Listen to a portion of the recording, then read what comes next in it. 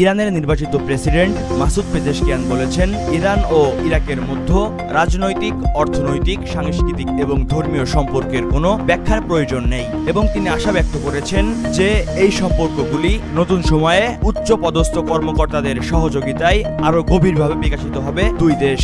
ইরাকের প্রেসিডেন্ট আব্দুল লতিফ রশিদ পেজেশকিয়ানের সঙ্গে টেলিফোনে আলাপচারিতায় প্রেসিডেন্ট নির্বাচনে জয়লাভের জন্য তাকে অভিনন্দন জানিয়ে এই মহান ও গুরুত্বপূর্ণ দায়িত্বে সাফল্য কামনা করেন এবং ইরানের দুই বন্ধুত্বপূর্ণ ও ভ্রাতৃপ্রতিম দেশের মধ্যে সম্পর্ক উন্নয়নের পথেও তার সাফল্য কামনা করেন। তিনি ইসলামী প্রজাতন্ত্র ইরান ও ইরাকের মধ্যকার সম্পর্কে গভীর, শক্তিশালী এবং দুই দেশের স্বার্থের সাথে সঙ্গতিপূর্ণ বলে বর্ণনা করেন।